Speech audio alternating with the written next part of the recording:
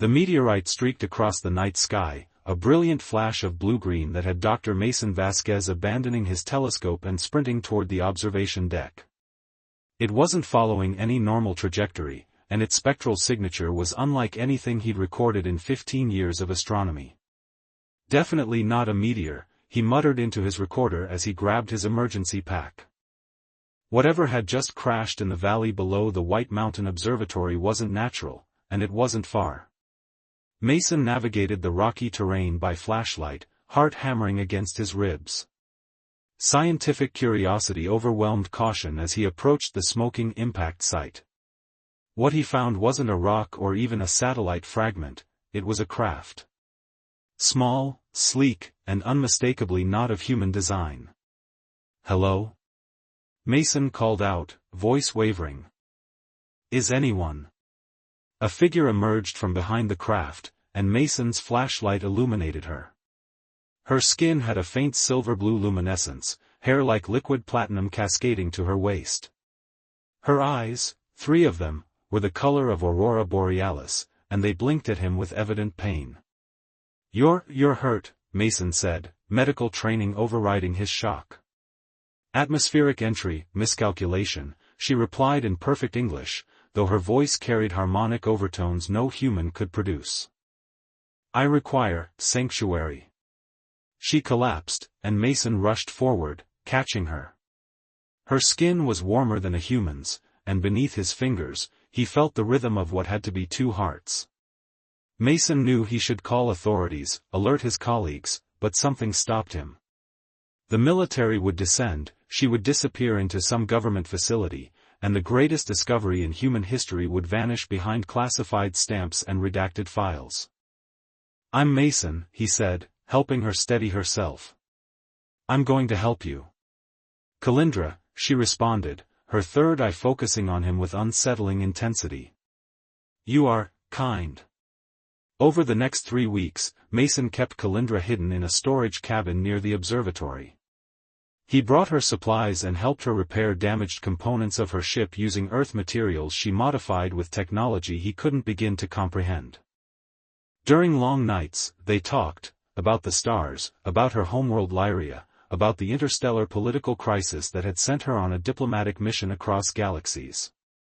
"Your species is young," she told him one night as they sat beneath the stars.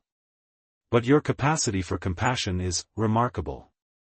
Mason found himself sharing everything, his divorce 2 years prior, his disillusionment with academia, his dreams of discovering something truly meaningful. Kalindra listened with a depth of understanding that made him feel truly seen for the first time. Their first kiss happened during a meteor shower, a real one this time. Her lips were warm, her touch electric in the most literal sense, tiny pleasant shocks dancing across his skin. The physical differences between them proved less significant than Mason had imagined, and in the privacy of the cabin, they discovered how their bodies could communicate what words couldn't possibly express. "I've never felt this connected to anyone," Mason confessed afterward, tracing the luminescent patterns that appeared on her skin when she experienced pleasure. "It's like I've known you across lifetimes. On my world, we believe some souls find each other repeatedly through cosmic cycles," Kalindra said softly. "Perhaps ours have danced together before. But their idyll couldn't last." On the 23rd day, Kalindra received a transmission that turned her 3 eyes dark with worry. "The conflict has escalated," she said, her voice heavy. "If I don't return with the diplomatic codes I carry, 2 systems may go to war." "How long?" Mason asked, his throat tight. 5 of your Earth years, minimum," she answered. "The journey itself takes 1, but the negotiations." Mason felt his world crumbling. "I'll wait," he promised fiercely. "However long it takes." Kalindra pressed a small crystal into his palm. "This will remind you of me when your human memory begins to fade." On their last night together, they made love under the stars, their bodies merging as Kalindra shared a telepathic connection that seared their bond into Mason's consciousness. By morning, her ship was repaired. By afternoon, she was gone, leaving nothing but a lingering scent like ozone and stardust, and the crystal that pulsed with the rhythm of her dual hearts. 5 years passed like a slow-moving asteroid. The crystal Calindra had given Mason sat on his nightstand, its pulsing rhythm growing fainter as the months stretched into years. Then came the accident, black ice on a mountain road, Mason's car plummeting 30 feet into a ravine. The trauma to his brain was severe, targeting specific memory centers while leaving others intact. "You're lucky to be alive, Dr. Vasquez," his neurologist explained during recovery. "But there may be gaps in your memory, particularly emotional memories from the period about 5 years ago." Mason nodded, not realizing what he'd lost. He remembered his career, his research, even his divorce, but the 3 weeks that changed his life had vanished completely. The crystal became just an interesting paperweight, its significance erased from his mind. 2 years after the accident, Mason found love again with Elise Chen, a brilliant astrochemist who joined the observatory team. Their relationship progressed quickly, built on shared scientific passion and mutual respect. When he proposed after 18 months together, it felt right, almost. "Sometimes I feel like you're looking through me, searching for someone else," Elise said one night as they lay in bed. "Is there something you're not telling me?" "Just the usual existential astronomer's crisis," Mason joked, kissing her forehead. "Wondering what else is out there." But privately, he couldn't explain the dreams that haunted him, of silver-blue skin glowing beneath his touch, of 3 eyes gazing into his soul, of conversations about cosmic cycles and souls finding each other across time. He dismissed them as the brain's attempt to reconcile damaged neural pathways, never suspecting they were memories fighting to resurface. Across the galaxy, Calindra had finally succeeded. The diplomatic crisis on her homeworld had been resolved, though at great personal cost. She'd been imprisoned, tortured, and eventually vindicated when her peace proposal was adopted. Through it all, she had clung to one hope, returning to the man who had shown her that humanity was worth protecting. "The Council grants you leave to return to Earth," her superior announced. "Though I warn you, Calindra, humans are temporally limited creatures. 5 cycles is significant in their brief lifespans." "Mason will remember," she said with certainty. "What we shared transcended physical bounds." Calindra's ship entered Earth's atmosphere on a rainy April evening, using advanced cloaking technology to avoid detection. She landed not far from the observatory where she'd first crashed, her 3 hearts racing with anticipation. Using the molecular transport device she'd perfected, she materialized outside Mason's cabin, now expanded into a proper home. Through the window, she saw him, older, with strands of gray at his temples, but unmistakably her Mason. The smile that began on her face froze as she watched him pull another woman into his arms, kissing her tenderly before slipping a ring onto her finger.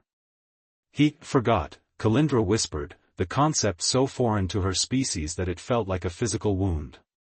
Her people retained every memory with perfect clarity across their 1,000-year lifespans. The idea that Mason could simply lose what they'd shared was a cultural and emotional shock she hadn't prepared for. Rain soaked through her adaptive clothing as she stood watching, her luminescence dimmed by both the weather and her grief. She was about to retreat to her ship when she noticed something glinting on a shelf near the window, the crystal she had given him, dusty and forgotten, but still there. A flicker of hope ignited within her.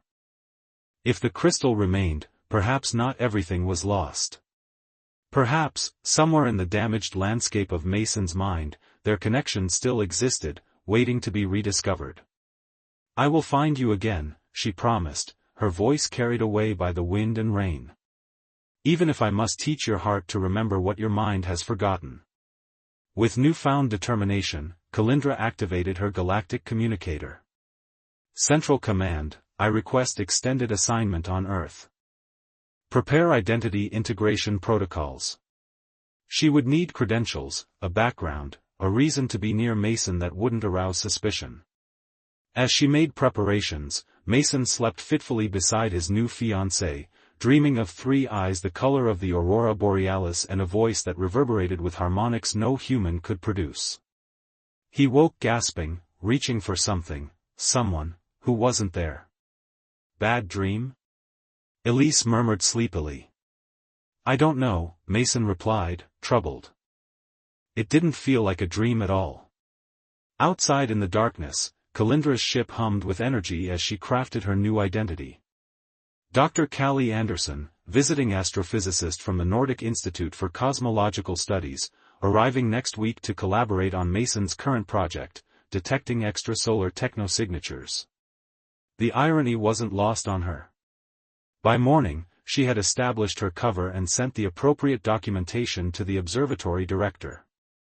In 7 days, she would face Mason again, not as the alien woman he had loved and lost, but as a human colleague he had never met.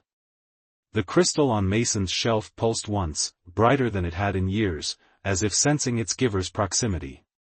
But Mason didn't notice. He was too busy planning a wedding to a woman who wasn't from the stars. Dr. Vasquez? Your new research partner has arrived. Mason looked up from his workstation, absently pushing his glasses higher on his nose. The lab director stood in the doorway with a woman Mason had never seen before, yet something about her made his breath catch. Dr. Callie Anderson, Nordic Institute for Cosmological Studies, the woman said, extending her hand. Her accent carried a hint of something Mason couldn't place, not quite Scandinavian, something more distant. Welcome to White Mountain, Mason replied, feeling an inexplicable electricity as their hands touched. Her skin was unusually warm, her handshake perfectly firm. Your work on quantum entanglement across vast distances is revolutionary. Kalindra, now Callie, had spent weeks perfecting her disguise. Cosmetic biomodification had reduced her third eye to a small, decorative marking that most humans would mistake for an unusual tattoo. Her skin's natural luminescence was suppressed by medical compounds, though it still glowed faintly in darkness. Her hair, once platinum, was now a muted blonde. I've followed your research closely, she said, carefully modulating her voice to remove the harmonic overtones that would reveal her alien nature. Particularly your theories about non-radio technosignatures in the Kepler-186 system. Impressive, Mason grinned. Most colleagues think I'm chasing impossible signals. Perhaps they lack imagination, Callie replied, her eyes, now only too visible, searching his for any flicker of recognition. Over the next few weeks, they fell into an efficient working rhythm. Callie brought perspectives that revolutionized Mason's approach, pushing their research forward at an unprecedented pace. During late nights analyzing data, Mason found himself sharing personal details he rarely discussed with colleagues, his childhood fascination with the stars, his failed marriage, the strange accident that had left gaps in his memory. It's frustrating, he admitted one night as they shared coffee on the observation deck. I know something important happened during those weeks, but it's just gone. Callie's heart raced. Perhaps it's not gone, she said carefully. Just dormant. My fiancé thinks I should let it go, Mason sighed. Elise says whatever I've lost couldn't be that important if it doesn't affect my daily life. The mention of his fiancé stung Kalindra deeper than she wanted to admit. She'd observed Elise during lab functions, intelligent, kind, genuinely in love with Mason. It would be easier if she could hate this human woman. Some things worth remembering aren't practical, Callie replied, fighting to keep her voice steady. Some change us in ways we can't quantify. Mason studied her face in the moonlight. Have we met before, Callie? Sometimes you look at me like. Like what? She asked, heart pounding. Like you're waiting for me to recognize you. Before she could respond, the lab door opened, and Elise appeared with takeout bags. Thought you two might be hungry, she said, her smile not quite reaching her eyes. Later that week, Elise cornered Callie in the supply room. I don't know what your game is, Dr. Anderson, but I've seen how you look at Mason. We're colleagues, Callie replied evenly. You're more than that, Elise insisted. Or you want to be. And there's something off about you. Your credentials check out, but I can't find a single personal detail about you online before 2 months ago. Kalindra hadn't anticipated such thorough investigation. I value my privacy. Mason has been having dreams again, Elise continued. About someone with unusual eyes. Ever since you arrived.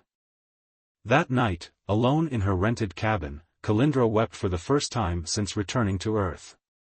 She'd underestimated the complexity of human relationships, the ethical implications of her presence. Was she right to disrupt Mason's new life? Should she reveal herself, or leave him to the happiness he'd found? Her decision came when Mason knocked on her door near midnight, soaking wet from the rain, holding the crystal she'd given him years ago. It started glowing, he said, confused and agitated. And I remembered something. A ship. Someone with eyes like. He stared at the marking on her forehead, reaching out hesitantly to touch it. Kalindra made a choice. She deactivated the compound suppressing her biology. The marking slowly opened, revealing her third eye. Her skin began to shimmer with its natural blue-silver luminescence. Mason stumbled backward. What are you? Someone who loved you, she whispered, her voice releasing its controlled harmonics. Someone you promised to wait for. Mason's face went pale. He clutched the crystal tighter as fragmented memories assaulted him, alien technology, diplomatic codes, bodies intertwined beneath the stars, a tearful goodbye. Kalindra, he whispered, the name surfacing from locked vaults in his mind. Then his eyes rolled back, and he collapsed to the floor, the crystal pulsing wildly in his hand as his damaged brain struggled to reconcile past and present. Mason? Mason, can you hear me? He opened his eyes to find himself on Callie's, no, Kalindra's, couch. The room spun slightly as he sat up, memories cascading through his mind like a meteor shower, some vivid, others frustratingly distant. What happened? He asked, pressing his palm against his forehead. Your neural pathways are trying to recover the blocked memories, Kalindra explained, her third eye now fully visible, watching him with concern. Your accident damaged the connections, but they weren't destroyed. The crystal is helping restore them. Mason stared at the crystal still clutched in his hand, pulsing in perfect rhythm with Kalindra's unique heartbeats. I remember, parts. Your ship. Your world facing war. The cabin where we. He trailed off, color rising to his cheeks. Where we loved, she finished softly. For 23 Earth days. Mason's phone buzzed insistently. 6 missed calls from Elise. He silenced it, unable to process that complication while his understanding of reality was being reconstructed. You said you'd wait, Kalindra said, no accusation in her voice, just a profound sadness. But I never considered that humans could simply forget. The accident, Mason began. I know, she interrupted gently. I've studied your medical records. The trauma specifically affected the hippocampus and amygdala, memory and emotion. It's not your fault. Mason reached out tentatively, tracing the luminescent patterns that appeared on her arm at his touch. The familiarity of the gesture startled him, muscle memory that had survived when cognitive memories failed. I need to show you something, Kalindra said, retrieving a small device from her belongings. On my world, we record experiences telepathically. During our time together, I created these. They might help. The device projected what looked like liquid light into the air between them. Then Mason was seeing himself through Kalindra's 3 eyes, their first meeting, his compassion as he treated her injuries, their conversations about the cosmos, their first kiss during the meteor shower. The images carried emotional imprints, Kalindra's wonder at human kindness, her growing love, her heartbreak at leaving. Halfway through the memories, Mason's phone rang again. This time, he answered. Where are you? Elise demanded. I've been worried sick. I'm at Dr. Anderson's, Mason replied, his voice strained. Something's come up with the research. I'll explain everything tomorrow. After hanging up, he turned back to Calindra. I need to tell her the truth. What truth, Mason? Calindra asked quietly. That 5 years ago, you loved an alien woman? That your feelings for Elise might be built on forgotten promises to me? Even with proof, it sounds insane, Mason finished. But it's real. I feel it. These memories, they're mine. Ours. They talked until dawn, Mason asking questions as fragments returned, about her world, their connection, the 5 years she'd spent fighting for peace. By morning, his memories were still incomplete, but the emotional imprint was undeniable. I need time, he told her as he prepared to leave. To figure out what this means. What's real now? I understand, Calindra replied. I've waited 5 years. I can wait longer. Mason spent the day in turmoil, canceling his lab work to walk the mountain paths alone. That evening, he returned to the home he shared with Elise, who sat waiting with red-rimmed eyes. I followed you last night, she confessed. I saw things. Through the window. The light. Her skin. Her eyes. What is she, Mason? The directness of the question left no room for lies. She's someone I knew before the accident. Someone I loved. She's not human, Elise whispered. No. The engagement ring sat on the coffee table between them. I always felt I was competing with a ghost, Elise said. I just never imagined the ghost was extraterrestrial. Despite the absurdity, they found themselves laughing through tears. In that moment of unexpected honesty, Mason felt more connected to Elise than he had in months.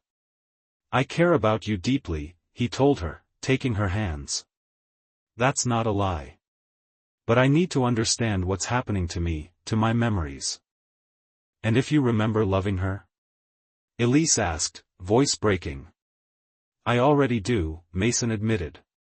But I also love the life we've built. I'm caught between worlds, Elise. She slipped off her ring. Then you need space to decide which world you belong in. That night, Mason slept alone for the first time in over a year. He dreamed of stars and silver blue skin and promises whispered across galaxies. In the morning, he returned to Calindra with the crystal and a request. Show me everything, he said. Not just the beautiful moments. I need the whole truth. Calindra nodded solemnly.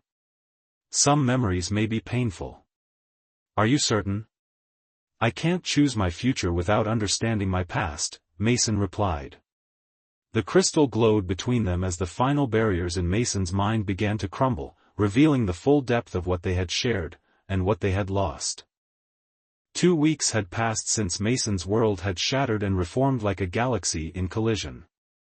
He sat alone on the observatory's roof, watching distant stars through a telescope that suddenly seemed primitive compared to what he now knew existed.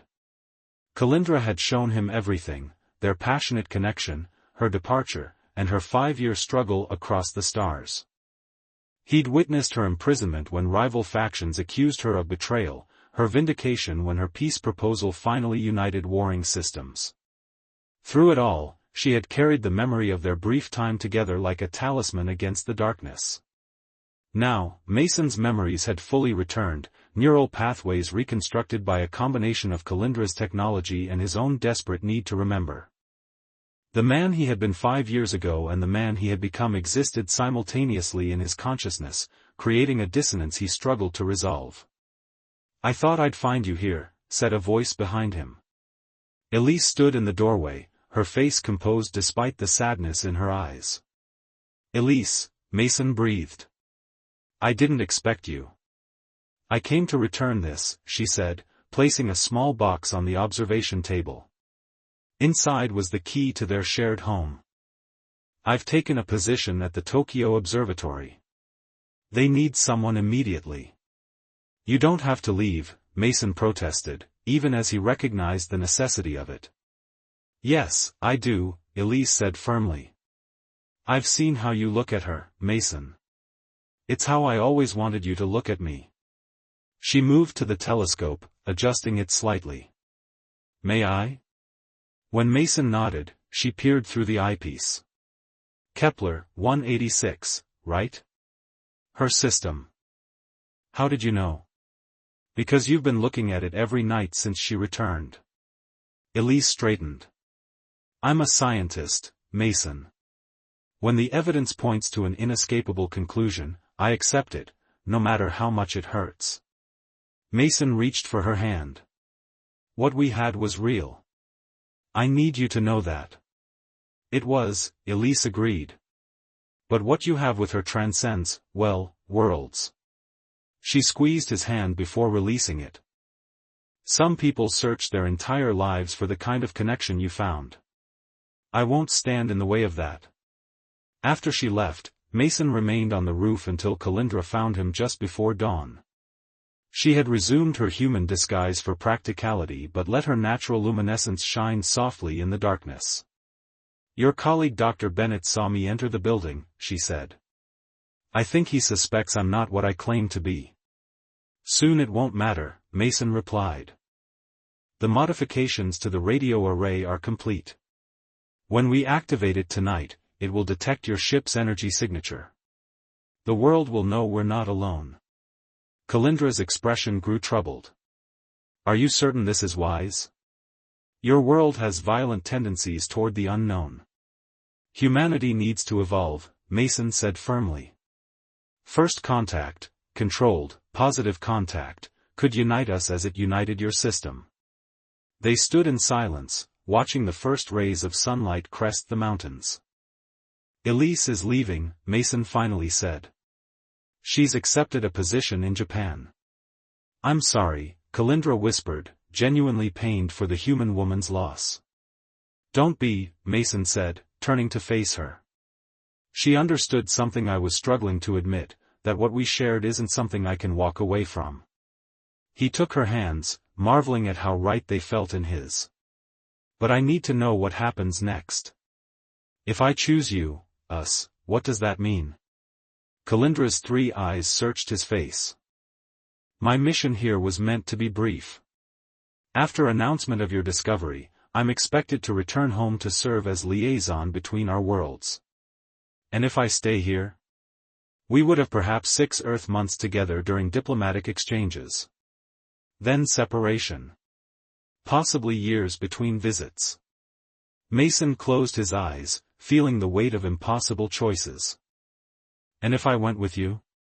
Your physiology would require modification to survive interstellar travel and life on my world," Kalindra explained. "You would leave behind everything, your career, your planet, your species. It would be irreversible." The magnitude of this choice struck Mason with full force. This wasn't just about rekindling a lost love, it was about transcending his humanity itself.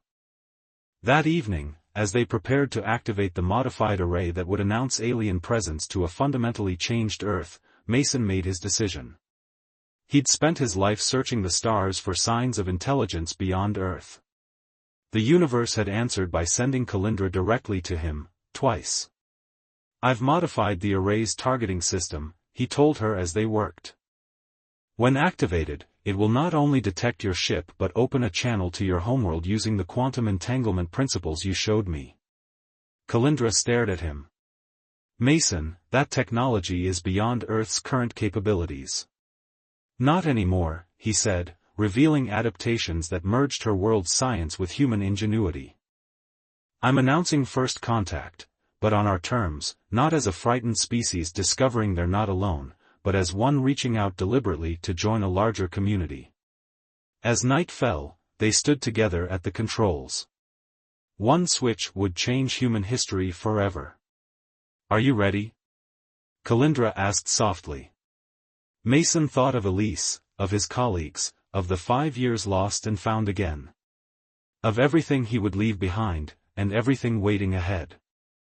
The first human to travel to another star system, he mused. A journey across the universe. For love, Kalindra added. For evolution, Mason corrected, taking her hand. Personal and cosmic. He flipped the switch. As signals raced outward to announce humanity's new awareness, Mason Vasquez made peace with his choice. Some souls find each other repeatedly through cosmic cycles, and some journeys require leaving one world behind to discover another. The starlight that had once separated them would now guide them home, together.